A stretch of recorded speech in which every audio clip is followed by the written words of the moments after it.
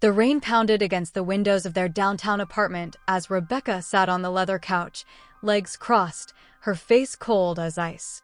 David had just gotten home from what she thought was another late night at the architecture firm. He loosened his tie, looking worn out, but something about the way she was sitting made him stop in his tracks. "We need to talk," she said, her voice flat and emotionless. David nodded slowly and set his briefcase down. 7 years of marriage had taught him how to read her moods, and tonight felt different, dangerous, even. She leaned forward, her dark eyes locked on his face, waiting for the reaction she'd been craving. "I slept with someone last night." The words hung in the air like a blade ready to drop. She waited for the outburst, the tears, the accusations, the desperate questions and begging.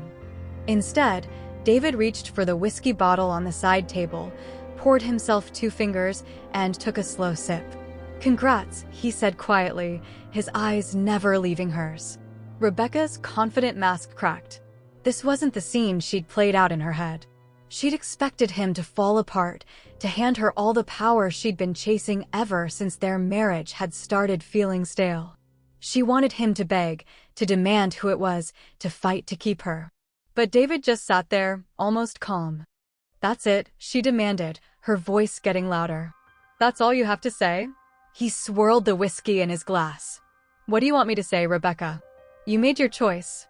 She shot up from the couch, hands shaking not from guilt, but from frustration. "You don't even care, do you? 7 years together, and you don't even care." David's jaw tightened, but he stayed quiet. Inside, his heart was tearing itself apart, but his face stayed stone cold. Because the truth was, he'd known for 5 days. The hotel receipt she'd carelessly left in her coat pocket. The text notifications lighting up her phone at 2 a.m. The stranger's cologne clinging to her skin when she slipped into bed that night, thinking he was asleep. He cared. God, he cared more than she could imagine. But caring wasn't enough anymore. 5 days earlier, David had been cleaning out the hall closet when Rebecca's winter coat fell off its hanger.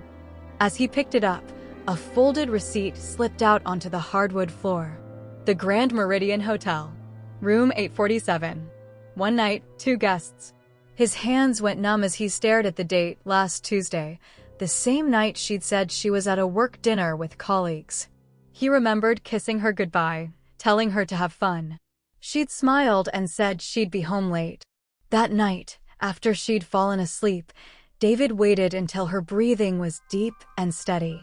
Then he carefully picked up her phone from the nightstand, heart racing.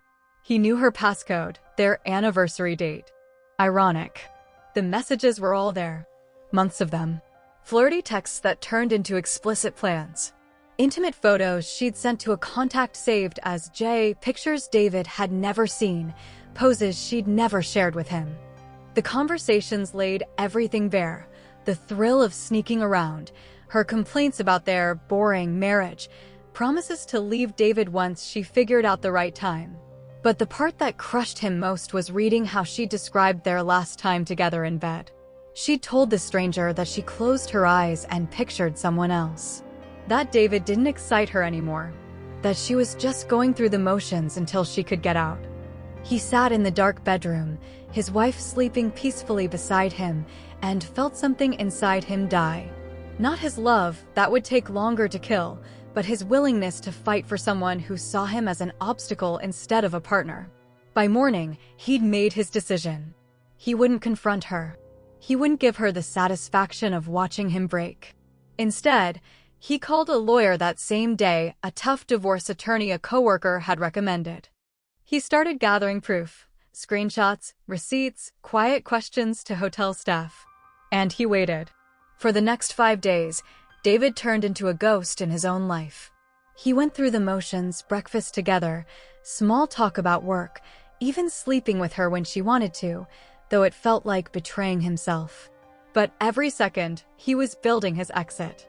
His attorney, Patricia Hendress, was sharp and ruthless.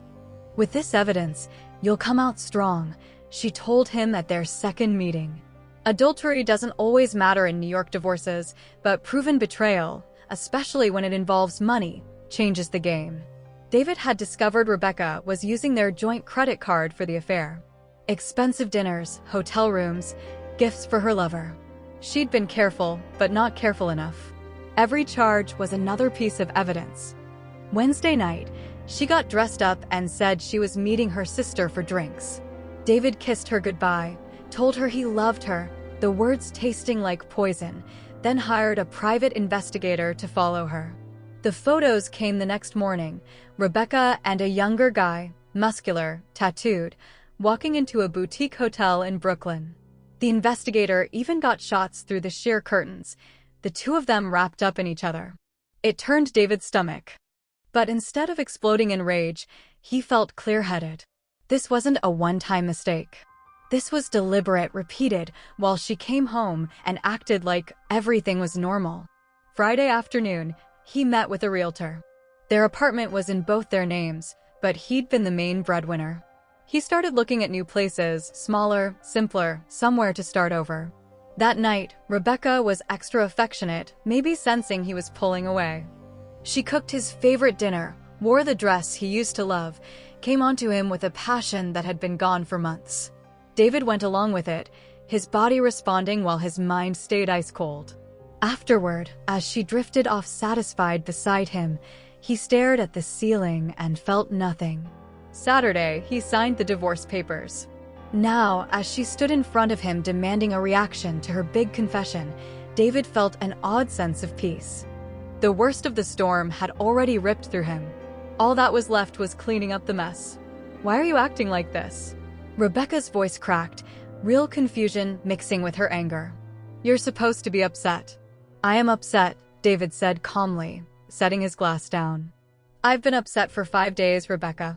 Ever since I found the hotel receipt. Ever since I read your messages to Jay. Ever since I saw the pictures of you two in Brooklyn last Wednesday." The color drained from her face. You knew." "Of course I knew." He stood up slowly and walked past her toward the bedroom. "You were never as careful as you thought you were." "David, wait." She grabbed his arm, panic replacing her earlier confidence. "Let me explain. It's not what you think. It was a mistake. It didn't mean anything." He gently pulled his arm away. "It meant something to me." In the bedroom, he pulled a thick manila envelope from his nightstand drawer, the one he'd prepared for exactly this moment. When he came back to the living room, Rebecca was pacing, her whole plan falling apart around her. "What's that?" she whispered. He handed it to her without a word. "Open it." Her hands shook as she did. On top were the divorce papers, already signed by him, just waiting for her signature. Underneath, printed screenshots of her texts, hotel receipts, credit card statements with charges highlighted, and the investigators' photos. But the last thing made her gasp, a lease for a new apartment in his name only, starting next week. "You're leaving," she said, finally understanding. "I already left," he replied. "I just hadn't taken my stuff yet." But I was supposed to." "You were supposed to what?" he asked quietly. "Hurt me? Control the situation? Watch me beg." His voice stayed even, but his eyes carried all the pain he wouldn't let her see. "You wanted power, Rebecca. You wanted to watch me break. I'm not giving you that." She collapsed onto the couch, papers spilling across her lap. "David, please. We can work through this. I'll end it with him. I promise." I was just confused. "The marriage got stale and instead of talking to me, you chose to betray me," he finished for her. "You complained about our boring life to some stranger while I was right here, ready to fix things if you'd only said something." She looked up at him, tears running down her face, real tears this time, or maybe just fear of losing control. "I do love you," she said. "I made a terrible mistake, but I love you." David reached into his pocket and pulled out his wedding ring. He held it for a second, remembering the day she put it on his finger, all the promises they'd made. Then he set it down on the coffee table between them. "I loved you too," he said softly. Past tense. "Don't do this," she begged, reaching for his hand. "Give me a chance to fix it. Let me prove I can change." For a split second, he almost hesitated. 7 years of memories flashed through his mind, their first date at that little Italian place downtown, their rainy wedding day, lazy Sunday mornings in bed, inside jokes only they got. But then he remembered her words to Jay, how she'd faked it with him while thinking of someone else. The lies. The calculated deception. "You'll need to sign those papers," he said, pulling his hand back. "My attorney will handle the rest, dividing assets and all that. The apartment's paid through next month, so you've got time to figure things out. Where will you go? That's not your concern anymore." He walked to the door and picked up the overnight bag he'd packed earlier and stashed in the hall closet. "Movers will get the rest of my stuff next week. Keep whatever you want." "David," her voice broke, all the pretense gone. "You can't just leave me like this." He paused at the door, hand on the knob. "Yes, I can. You ended our marriage the moment you chose someone else. I'm just making it official. What about us? What about everything we built?" He looked back at her one last time. She looked smaller now, curled up among the proof of everything she'd done. "You destroyed what we built. I'm just walking away from what's left." "I'm sorry," she whispered. He wasn't sure if she was sorry for the affair or just sorry she got caught. He'd never know. "So am I," he said, and he meant it. As he closed the door behind him, he heard her start to sob. He stood in the hallway for a moment, listening, feeling 7 years weighing on him. But under the grief was something new, something that felt almost like freedom. He walked to the elevator, pressed the button, and waited. When the doors opened, he stepped in and watched their apartment door disappear as he went down. With every floor, the weight lifted a little more. By the time he reached the lobby, he took his first deep breath in 5 days. Outside, the rain had stopped. The streets glistened clean, reflecting the city lights in puddles. David pulled out his phone and texted his attorney. "She has the papers. Let's move forward." Then he deleted Rebecca's contact, blocked her number, and started walking toward his new life, alone, but still whole. She'd wanted to destroy him with her confession. Instead, she destroyed herself. And David?